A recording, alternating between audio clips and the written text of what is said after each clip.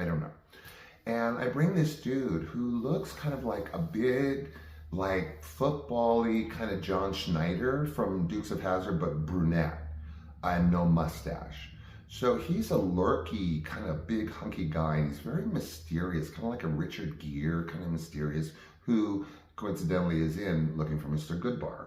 Not a man of a lot of words. And I bring him home to my home, and we go into my bedroom, which was the master bedroom. But you know, for that, you know, I ended up getting the master bedroom, woohoo, for a little while. My mom took the front room, but she wasn't there.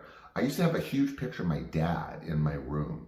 And what I remember when, you know, we did our business is that he kept referring to this picture of my dad, joking with me about how that was my sugar daddy.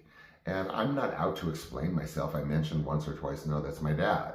And he was like, he was a sweet guy, but there was a lurky kind of Richard Gere unsettling part.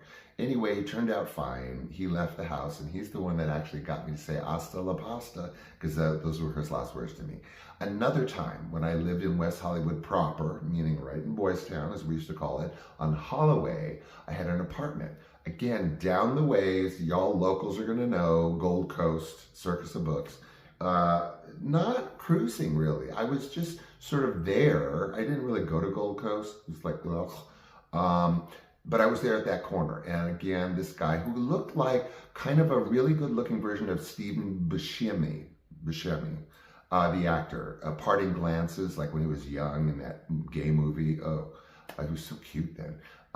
So I thought, okay, fine, I'll bring him back to my apartment. Well, this turned into a nightmare. Not like that there was danger, but it got so stalky. Again, you know, he wasn't like frail like Stephen Buscemi, but he, you know, I mean, like we were a match for each other. So he stays over, and then suddenly I find out he has got no place to go. None. So, and then he's like clingy, and then he gets very bizarre, and again, kind of straight acting. I don't think he was like, you know, violently closeted or anything.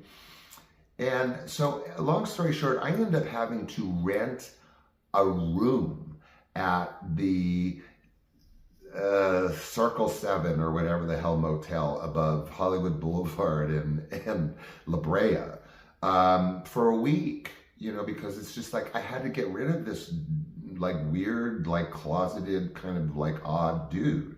So, and then still, while he's in the motel, he shows up at my bedroom window.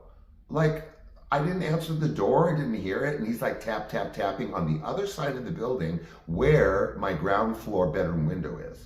So I don't know how I like 86 that whole thing, but it just, again, rough trade. You don't know where it's lurking, and it's kind of sketchy. Last one, again, a gentleman that I met in some, you know, form of cruising, God forbid. And, you know, again, surprise, he's in like a rehab center. That's like where I pick him up, is a known rehab, like sketchy rehab place in Hollywood. So we have our date, right? Again, he's at home. This is, again, rough trade. This one was like, his name was Todd, and he was like, he was tall and blonde, and he looked like quarterbacky. Bring him home. Again, no place to go, refuses to go back to the rehab. So he has a place in Long Beach that he can stay. So in order to get, again, this sketchy dude out of my apartment at 3 in the morning at best, I drive him to Long Beach to just get him to his friend's house. So again, another sketchy scenario, right? So this is kind of, you know, touching on rough trade. And it was a period, it was a taste of danger, I suppose, that I had at a certain age. And I don't know, you know, I just felt compelled after flipping through Looking for Mr. Goodbar, and then like, you know, my ass backwards brain seeing the strength and the bravery of, you know, Mama in her last days. Somehow it connected, it triggered, it's something. So anyway, I hope it was true to form today. I know it was an odd topic, maybe a little TMI, but that's just me, right? It's a PG-13 TMI. Okay, take care, you guys, as always. I love you for being here, tolerating my stories, and letting me share with you. And I will see you soon enough with what? Clips, previews, teasers, and a show.